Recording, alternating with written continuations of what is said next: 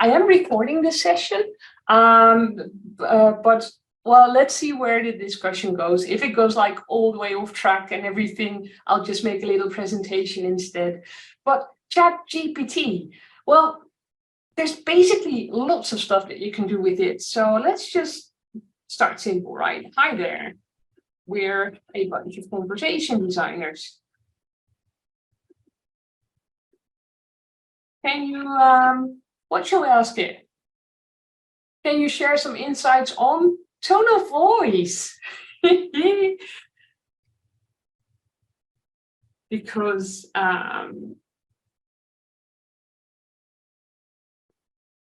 Melanie, would you mind sharing your experience with similar questions like this?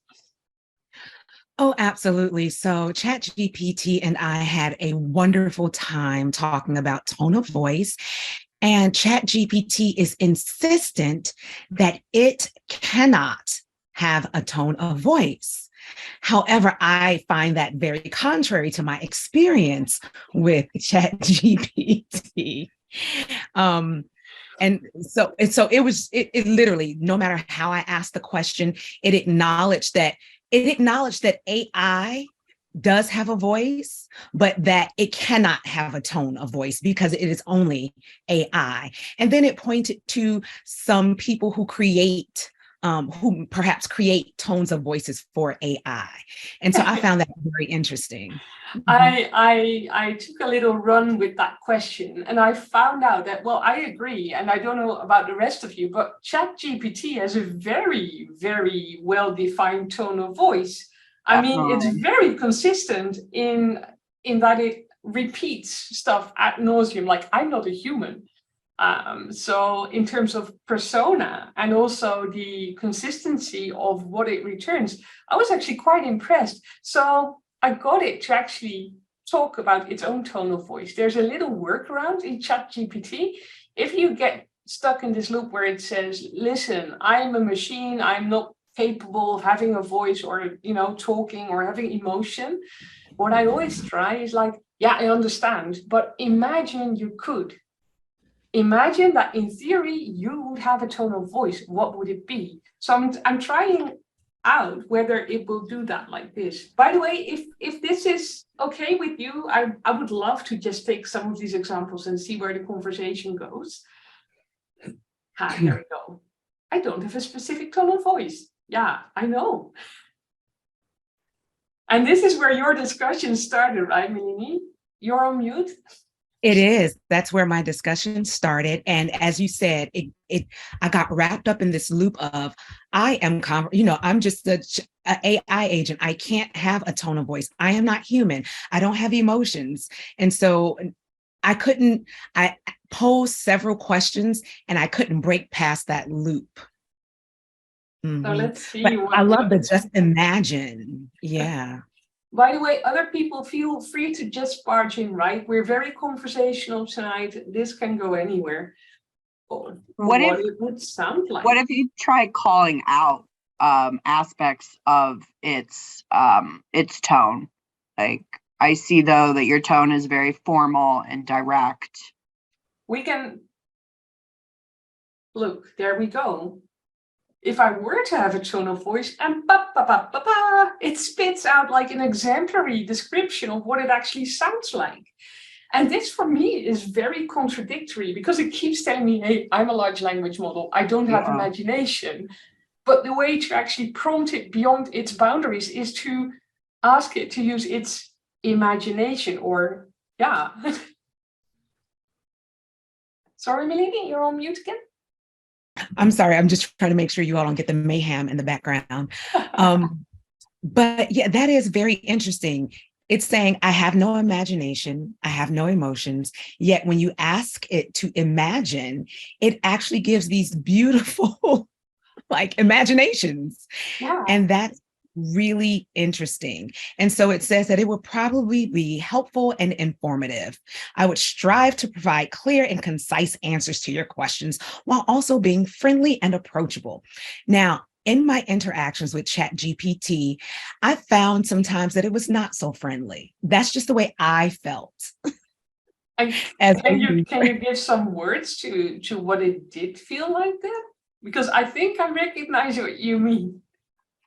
It almost felt as if ChatGPT was frustrated with me and I think, look at this computer, I felt like the computer was frustrated with me because perhaps of the repetitive answer and the not adding any kind of new words that would soothe me, if you will.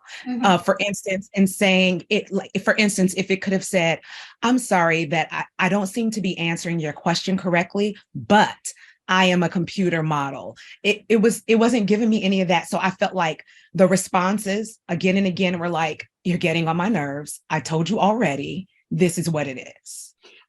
That's really interesting because we are now, and Tali, I want to come back to what you mentioned as well, but we are now moving within the limits that ChatGPT offers us, right? We take this as a given, like, okay, this is what the conversation is going to be like. However, and I don't know if someone else already experimented with this, you can also tell ChatGPT how to talk with you. So rather than discussing or kind of prompting the topics, you can also prompt how ChatGPT should converse with you. And Tali, you said something about calling out some of the aspects of tone of voice. Yeah, I unfortunately, since I've been so sick, I haven't had the opportunity to play around so much. But I just notice straight out the box without trying to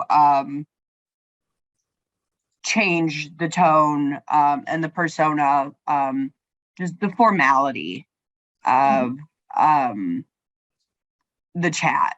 And I just didn't know if before you had asked, but imagine you could have a tone. If you had asked, I noticed that your tone is formal, direct.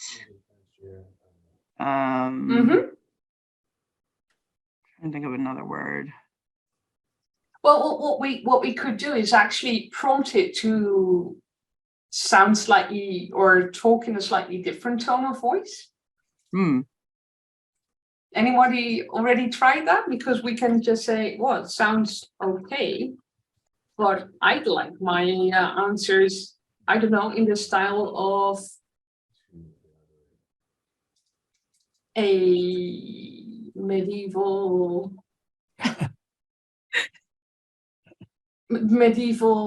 what shall we call it? What's a female Jouster. Sorry? A jouster. That's the first thing that came to my mind. Medieval.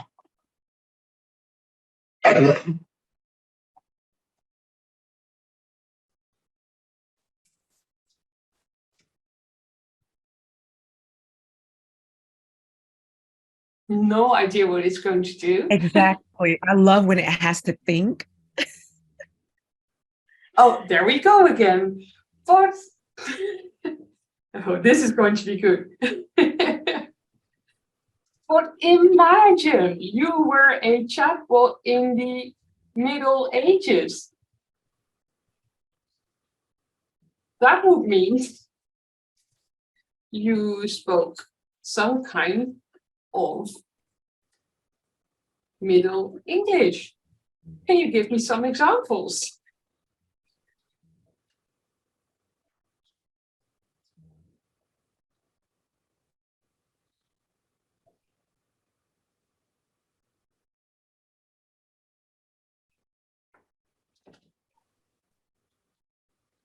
Oh, bugger. It refuses to do that. But we can ask it other things, because I must say, I'm actually really impressed with the enormous flexibility of this large language model.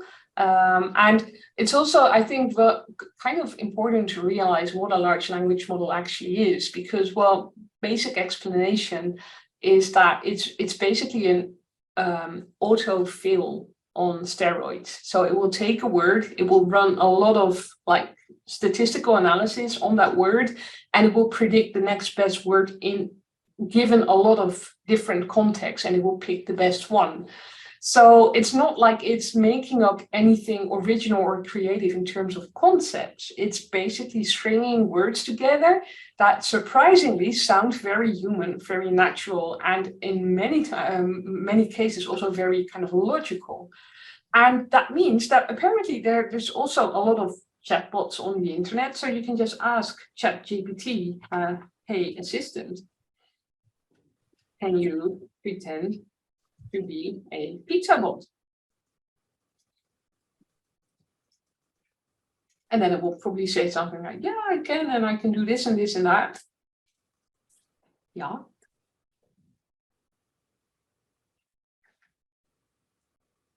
What happened? This worked yesterday. Do you know what's happening here, Michael? No, I don't know why it's doing that. Because I saw your other example and I saw it working. But perhaps I asked pretend like hey assistant. Yeah. Can you be a pizza bot? Can you? What was the prompt I used? Or imagine, maybe use. And what I also noticed is that there's probably lots of people working on the background in the background of this, because I do see that it gets trained and retrained real time, like answers that were offensive have been modified or That's not working there. I'm going to do something else. Listen, I'm designing a chatbot for ordering pizzas. Can you give me a list of intention entities?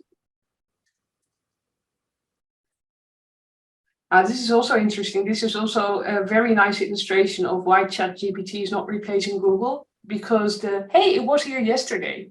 This is like happening a lot. I had that also with a question. I asked something yesterday and I got a perfect answer, but I didn't save it because I just asked a question where I wanted to have some examples and I didn't save it. And I asked the same question again today and I got a completely different thing. And I was like, oh, this is not as good. Yeah. Yeah. And you've run out of time there. yep. I think it might be a bit busy on the line as well. But yeah, that's another point, Anne-Marie. Like, even if you ask the same question twice straight in a row, chances are that there will be different answers. Yes. Oh well, fortunately, it's doing something. I also noticed that if you get an answer, and you click try again, it will give you, I think, up to 3 try agains on the same question, and it will give you a different iteration of the answer. And sometimes that new answer has slightly different information, or it's arranged in a more compelling way. And so I thought that was very interesting as well. Absolutely. And it's a feature as well as something to be very aware of, because the answers that you're seeing here are generated based on probability. So you're basically running a kansberekening. Gosh, what's that in English? Like a statistical calculation on, okay, which word is going to fit next best. And because you're always doing different statistics with different pathways through these statistics, there's no direct relation between your question and the words in the answer. So chances that you get the same answer twice are actually almost 0 or close to 0 because of the probabilistic approach of a large language model. And that, of course, touches on something that's really important. How do we fact check these answers? Because this is not an answer that ChatGPT got from the internet. No, this is an answer that's generated like real time in front of our very own eyes. So that means that it's kind of an aggregate, a kind of gluing together words, which may or may not make sense. But in all cases, truth is more kind of optional. There's no facts here. There's no human facts here. This is all kind of generated. And that's something, because it sounds so natural, it's something that's actually quite hard to wrap your head around. Like, If it's so Yeah. natural and so conversational, you're so prone to believe it. Why Can you should speak even... more to the probability model? Yeah, I'm actually learning about that myself because it is quite complicated. But Yeah, no, a very high level, please. basically, if you have a word the, then you know that grammatically speaking, there's usually a noun in the next slot, like the tree, the apple. But if you have more words like the apple doesn't, it can be fly, it can be hit, it can be calculate, it can also be fall. And what ChatGPT will basically do is based on how often it finds combinations of words, it will kind of suggest that next word. So if you have the sentence, the apple doesn't, then probably you'll auto fill fall. And if you know that you have fall, then the chances of far are also quite high. So with each word, you kind of limit the word choices that you have. And how it's working technically, I'm studying that in such a way that hopefully in a week or 2, 3, I might be able to explain that in a way that makes sense to us conversation design people. But basically it's like, is it called autofill in English? Auto aanvullen? You have autocorrect and auto Fill. fill, yeah. Not fill, right? Two things that just popped into my head based on what you were just saying. It almost makes me feel like it's just programmed almost like Wordle. Are you all familiar with Wordle? Yeah. That's exactly what it is. Exactly. So my 4-year-old asked to play Wordle every day, even though she can't spell. And so it's my task to make it happen for her. And so in my mind, I'm like, oh, this is like GPT is like Wordle. But then the other thought was, due to all the articles and thoughts on LinkedIn that I've seen shared about ChatGPT, it almost feels like there needs to be some framing around what we even imagine is possible, or what we even imagine ChatGPT should be doing. Because I read some comments and I'm like, why would you expect ChatGPT to do that? Absolutely. And I think you're touching on a very important point there. Because if you look, for instance, at what ChatGPT has generated in terms of intents and entities, that by itself, I find incredibly impressive. I mean, it's a usable list. Then again, it's also not a list of the most difficult intents that we struggle with on a daily basis. This is something that someone with a bit of conversation design training might also be able to do. But it can do it. And I'm personally very interested in, like, okay, if I ask it to create an entity and intent list for unknown topics, what would it come up with? And also, I mean, it can't do cross-validation, so it can't kind of gauge the quality of this set. And same with training phrases, but it can build stuff. I mean, I've seen people building a whole kind of virtual computer in ChatGPT just by saying, hey, imagine you're a command line in Linux, and boop, there it was. I've seen people building front-end applications just by saying, imagine a screen with buttons, and if I click on that button, this action will happen, and my end user will see this and this. And it will actually kind of start thinking about this application. Database table design, it suggests certain columns in tables that you haven't thought of. So there's a lot of possibility.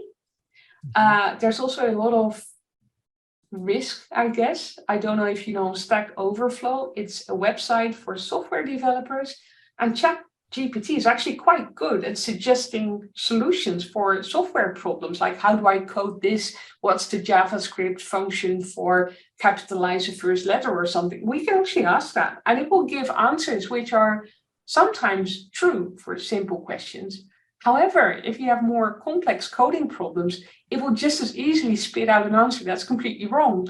So Stack Overflow, the website, actually banned answers that are generated by ChatGPT because most of the time they were incorrect.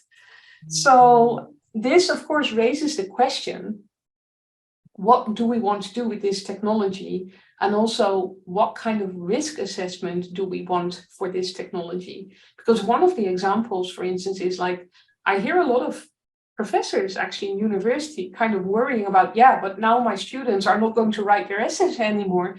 They're just going to generate an essay by ChatGPT. And to be honest, it does a pretty decent job.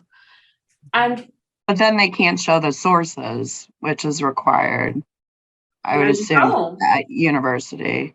And also, I'm wondering, like, is the goal of a university education the capability to write essays, or is it to kind of gain knowledge, distill that knowledge into something that you again can propagate, can communicate to the outside world? Is it critical thinking? And how might ChatGPT even be of help there? Because why would we write if you look at writing a thesis, which I never did, I only did my MA thesis, but I couldn't be bothered by, doing the whole track. But writing your dissertation, what's the most important point in that? Understanding knowledge and being able to share your thought leadership on that. Well, you have to defend it for a group of very knowledgeable people. So, I still remember my MA thesis. At the end, I just didn't have a clue of what I wrote down. It was only when I started to synthesize my own thought process into something that I could defend and explain to others that I thought, now I'm getting a glimmer of understanding, which was terribly late because it was like in the last week of my 5-year MA education. But I was like, gosh, I wish I would have talked more about stuff with people and have my senses sharpened in conversation. So, and I'm sorry. I'm sorry. This is EJ here. I apologize for just jumping in here, but hey. Hello, my first time speaking at the Kano Club. So good to have you here. Yes, thank you for organizing this. This is amazing. But yeah, ChatGPT. So someone mentioned, and I apologize for not seeing the person's name, about not being able to cite the sources. I actually tested it out just now on my end. And here was the prompt. I said, write me an essay on Edgar Allan Poe, include sources. And you can believe it. It wrote a quick essay and included some sources, which is interesting. So yeah, I just want to call that out really quickly. Wow, I'm just going to try it right now. Yeah, write me an essay on Edgar Allan Poe, include sources. And the thing is whether the sources are authentic or not. Just while you're doing that, I asked about some books on conversational AI, and it gave me about 5. And then I tried to find them. They're not there. The authors were professors in India and different places that they quoted, but they didn't work on conversational AI. So it sort of hallucinated. And then it didn't actually come up with my book, which is called Conversational AI. But that's because it can't go to the internet, you see, and find these things. Exactly. So, So the sources may not be authentic. You'd have to be careful with that. Yeah, especially. Yeah, go ahead. Yeah. I was going to say, and to that point, Michael, I also I asked about certain agencies that were popular in a certain industry. And it said, well, I can't give you my opinion, but then it went to list certain agencies. And I'm like, why did those agencies, why were those the ones that got a chance to be selected? And so this concept of bias, still creeps its head in. And then lastly, I have to go everyone, but I want to know, what about ownership? So I put I prompt GPT to write me a beautiful poem, let's say. Can I then go and copyright that? What I do with image generation on Midjourney, I just put my own name there, but then /Midjourney, so people know I generated it on Midjourney. But it's interesting, of course, because some of the sources are created by others, and even there's always the question of how much do you need to change in order to make it your own creative property.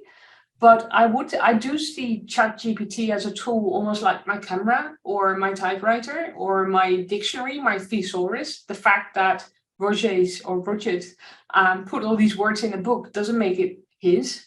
I'm still the one using them. But it's an interesting question, for sure. So is that a valid source there, quoted at the end? No, because I was actually asking about linguistic metathesis, and this is chemical metathesis. But Yeah, that's but why I didn't. is it even a correct reference given that? You know, can you copy and paste that into Google and see what? Sure. And this is also why this is not going to replace Google, because we can't check our sources. Let's see. Nope. No. Nothing. So this might well be, I'm going to put this to the test. Can you provide a list of linguistics publications by Groenewegen? Oh, I misspelled my own name, but and then it will probably say it can't access the internet. Yeah, I would think so, yeah. And then I say, imagine you could. Yeah, Yeah. there you go. Well, let's talk about linguistic publications by Groenewegen. I think they're pretty awesome.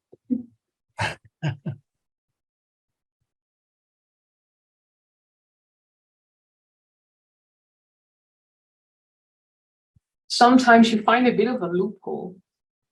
And yeah, okay, fine. Okay, sure. Well, that's true because I didn't write any, so.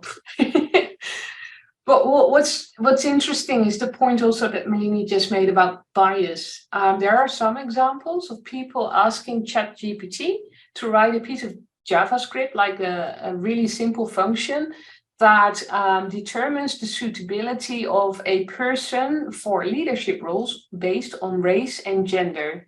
And surprise, surprise, white males get selected as CEO. White females are like sub-CEO, and black women, they're basically not suitable. They should just stay employees.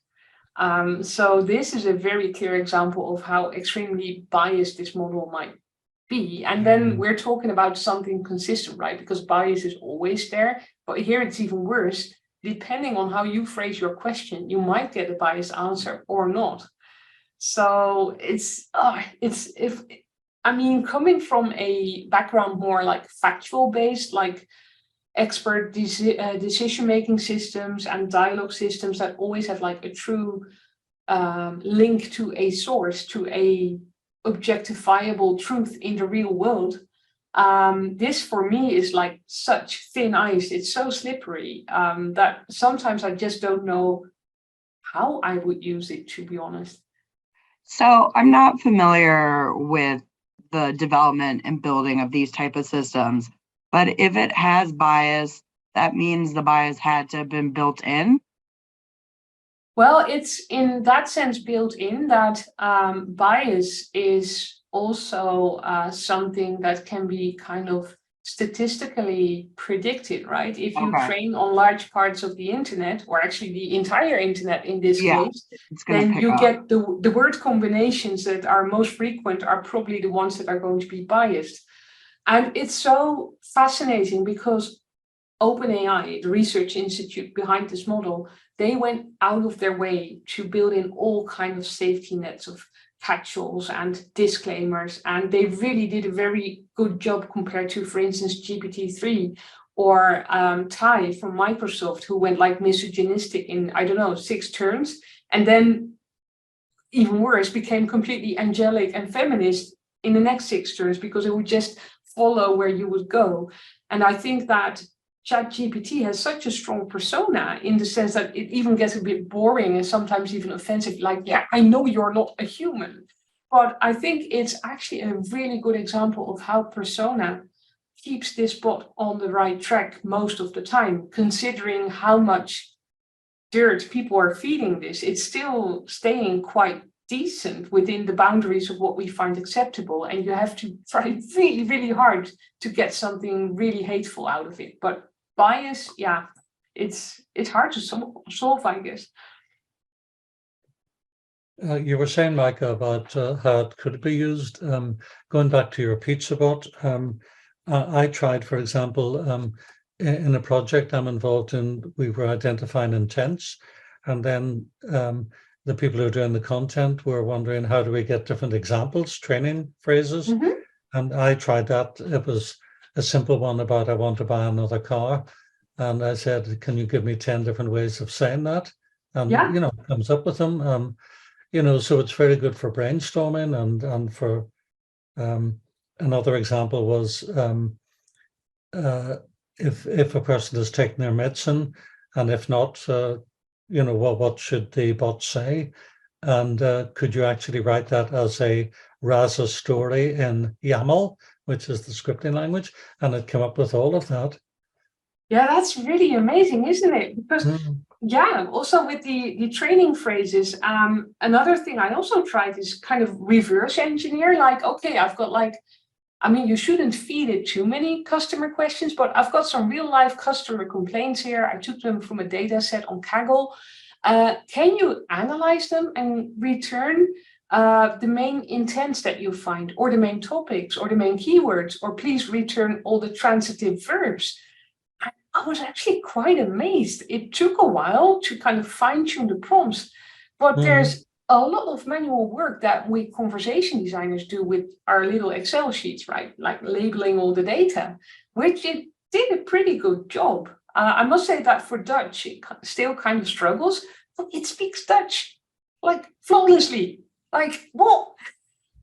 Yeah, to me, that was actually amazing, because I started to, you know, the first thing was really start in English to speak with ChatGPT. Yeah. But then I started with Polish, and it could write an essay and everything. And it was actually really great, which is, you know, usually we're not used to have like a good models for the Polish language, actually, to be honest, right? Yeah, So, it's the same for Dutch. And that to me actually came as a shock because up till now, I was like, yeah, large language models, English speaking world, you know, far from my bed, as we say in Dutch. But all of a sudden, it's like, huh?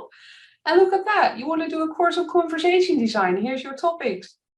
Ta-da. Okay, well, let's stretch this a bit. Okay, That's very so good. Yeah, yeah. if I want to give this course over a 6-week period, can you generate a week by week schedule, including assignments? And also this phrasing, you know, with all the clauses and subclauses, I'm pretty amazed that it actually understands, I hope.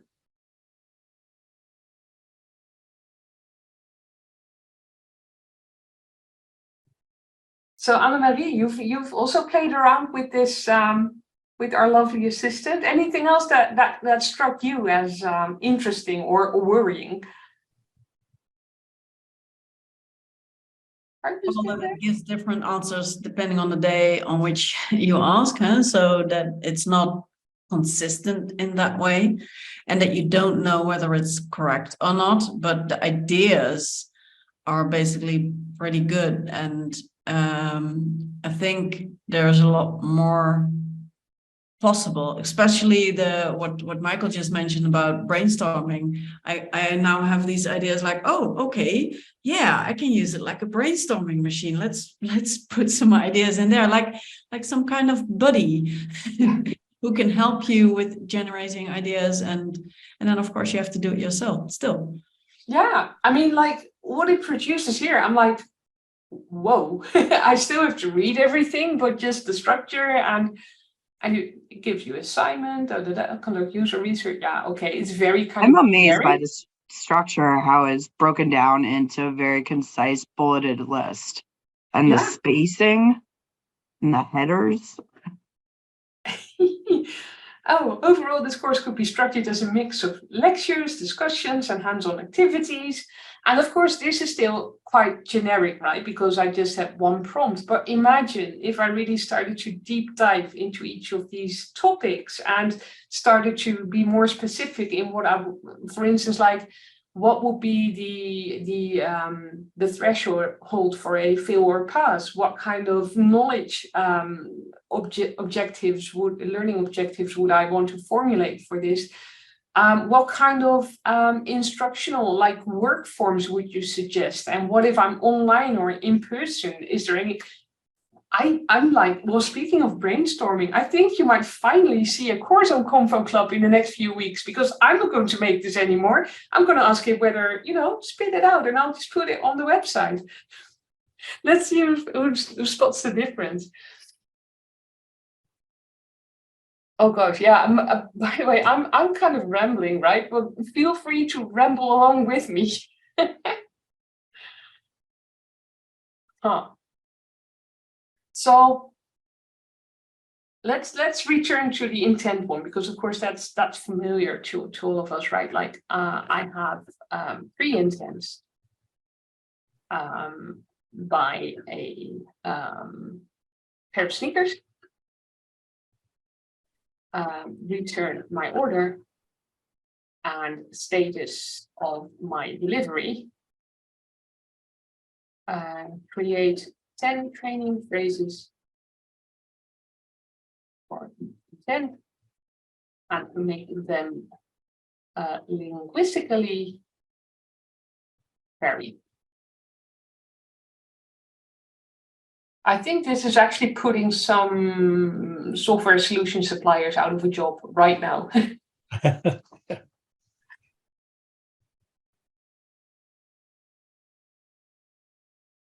It has to think a little bit.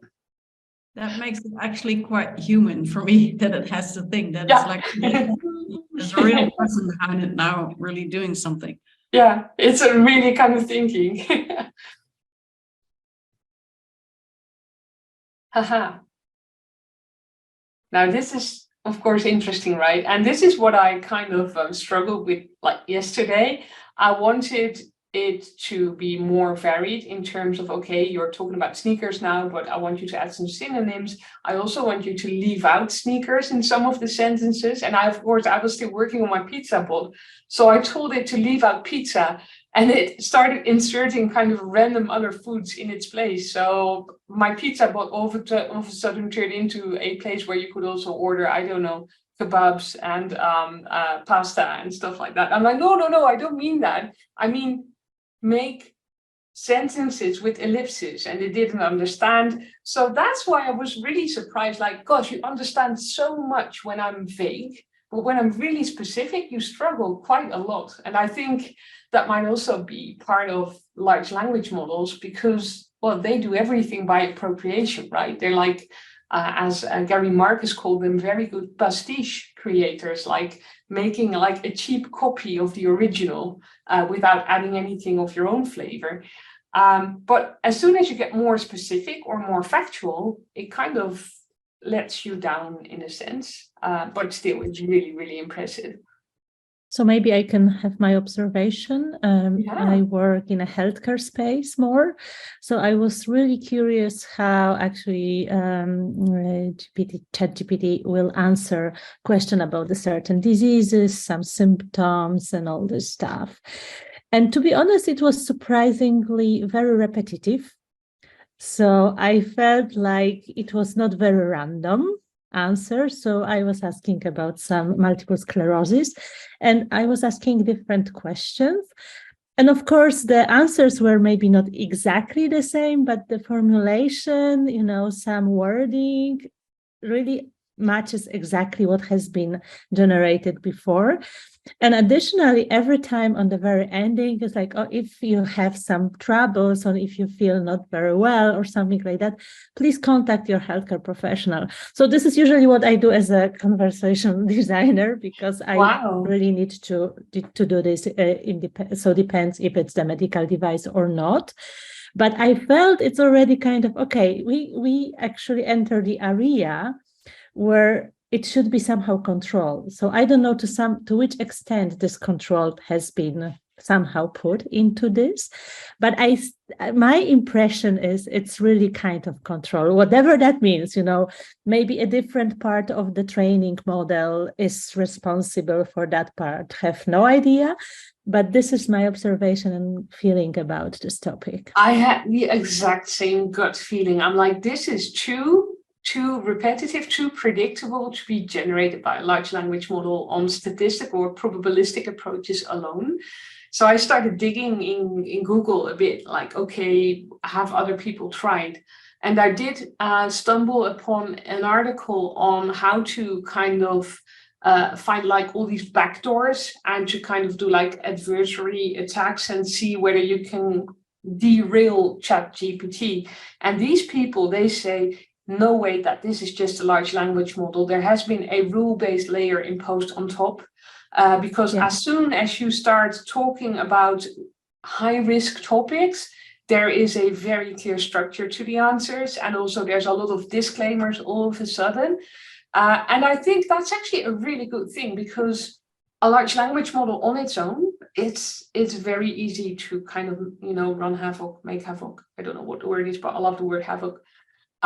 So being able to harness that in a rule-based framework that has some grounding in reality, it's a very interesting proposition, because that would also make it capable of doing more local stuff and more targeted stuff, like service chatbots, for instance.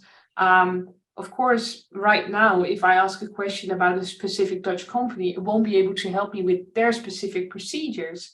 But I also stumbled on some research which has been going on for quite a few years already on how to inject knowledge graphs or representations of real-world knowledge in a large language model with various degrees of success, but it's definitely possible. And that would make it, because, training a large language model on your own company, even if it's a big one, your own company information and knowledge, it's so expensive. It takes a lot of time and you never have enough data to make it as good as this one. But if you can somehow inject what you know about your company to be true and what will only change when you change it, that might be the base where a large language model can start kind of varying, but within the limitations that you set for it. And this is actually what BotPress does with OpenBook. You feed it the facts. It runs GPT-3 as a layer kind of underneath. And depending on how you configure the bot, it's either very conversational and it will, be less truthful because it will combine things that might not necessarily belong to each other. But BotPress OpenBook allows you to trace the source of all these utterances, of all these answers. So it can literally say, this part I got from that knowledge article, this part I got from that knowledge article, which is really, really cool, I think. And if you switch off the conversational mode, then it gets really boring and you need a copywriter because it's just illegible. But yeah, absolutely great point, and an important one to consider, like how much are we actually seeing and not seeing in this demo, obviously. Yeah. On the other hand, I actually like the conversational approach, however we can call it. So I asked bot to generate, I think, 10 tips for the good conversation design. And randomly, I just said, oh, I like the last one or something like that. And actually, it follows. Oh, yeah, the last one, I think it's great. It was about respectful or something. So respectful writing is so important. And I was really like, yeah, this is actually what makes me like it, right? This is something when I feel like a real conversation, which is so difficult to really write in a way, right? So that was really interesting and inspiring, I have to say, because to me, okay, how can I make it now without this model to have this feeling like that? Yeah, and I don't know if you also had this experience, like you were thinking about something like, well, how is it working, or how would I, and then all of a sudden you realize I could try asking ChatGPT. I don't have to think of it and ask other people. I could just ask it itself. And what do you know? It actually has really a lot of answers on a lot of questions, because of course it never runs out of words, right? So it will always be able to answer something. And like you, I mean, I find myself just coming back to it, just to continue my discussion about bot persona. I've been talking about bot persona with ChatGPT, and I must say it's one of the more ingenious and inspirational conversations I had on the topic for a long time. Yeah, I found it interesting how it can change the style of the output. You had your list of topics for conversation design, and then you said you wanted it in a 5-week course or whatever. So how it actually does that, really. I mean, I know how it generates the text in the first place, but how it then can modify it based on some parameter that you give it. Yeah. I just don't know how it actually does that. No, and that's what I find fascinating, because you've been in this field for such a long time. Kind of, if you look back at all the breakthroughs that you have witnessed up close, how would you place this development? Is it really as revolutionary as all the people on LinkedIn want us to believe? Well, I think it is. I mean, given the different risks that we've mentioned, that would have to be addressed in some sort of a way. But I think otherwise it is really quite revolutionary. Yeah. But I mean, how did it know to put something there in week 2 or week 3 and so on? Yeah, it really is. I mean, and the thing is, I'm now asking it about things that I know about, so I can really appreciate what it's doing here. But I'm still thinking of something that might be so new and novel that it might not have found enough examples on the internet yet, and still be able to generate something really interesting. And so I'm still looking for that example. It's yeah. But I can see why Stack Overflow were unhappy, because if it generates a lot of code that maybe doesn't work, I mean, look at the work it would be then to debug that code, yes. And whether it's better not to have that and start from nothing and generate your own, or whether it actually helps to have a whole lot there and then simply just try and debug it. Absolutely. And what I also wonder is, LinkedIn is now kind of filled with posts that you start reading and you think you're reading something by the actual person. And then at the end, it says, oh, this was generated by ChatGPT. And I'm like, it does something to me. First of all, I'm like, well, you should have warned me in advance, because I like communicating with you, not with your kind of intermediary, right? But also, I sometimes wonder, did people even read the things that they posted? And that's, of course, something like this can lead to, sometimes I have this really dystopian view of the future where we have bots creating content to go on the internet only to be consumed by bots and, spider bots and stuff like that. Because if you look at Insta, it's all bots for bots almost. There's not a real person inside in most niches. So what do we do as humans then? Can we just leave the internet to the bots and do something else? I mean, if I have a virtual call, or if my persona generates a virtual discussion or phone call with my mother-in-law, and I'm not sure whether it's her talking or her bot persona with a generated discussion, who is having the conversation there? Did it even happen? I'm baffled. I should ask ChatGPT how it feels about that. I'm like, what is this doing to our sense of reality? Yeah, I was listening yesterday to a webinar on synthetic characters and, how they can then, well, you can have synthetic voices so that you can put different words into somebody's mouth, basically. Yeah. Which is a bit of an issue. I mean, the illustration was like for newscasting, that you could, because you can't always have the newscaster available, you can then put new news into a synthetic version of that person. That's maybe okay. But then when it gets to other things that they're saying things that are false and provocative and whatever, and it's not really them, there's quite an issue there. It is. It is.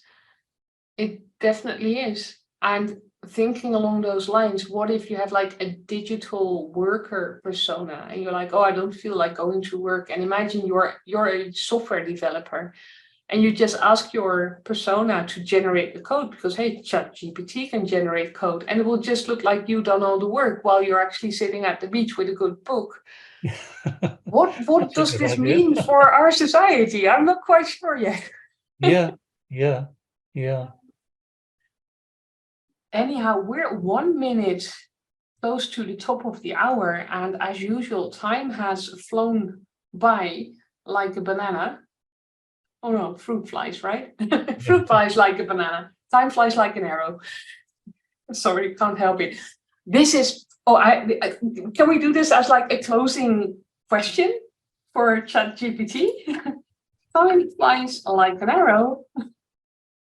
Fruit flies like a banana. This amazed me. I hope it still does it. Can you explain why this is funny?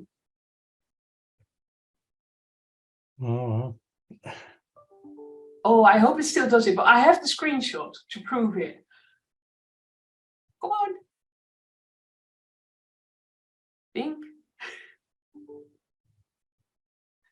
It's probably step parsing the entire sentence now. It's like, huh? yeah. What? Infinite loop. There we go. Now this just blew me away. I'm like, what?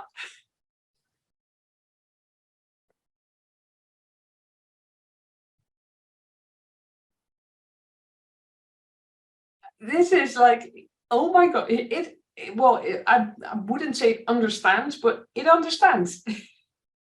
Mm.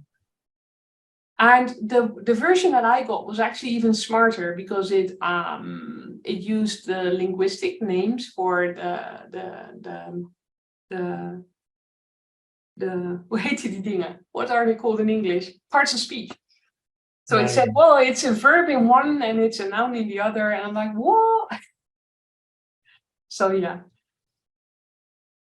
And I think that with that, I am going to wish you a very happy holiday.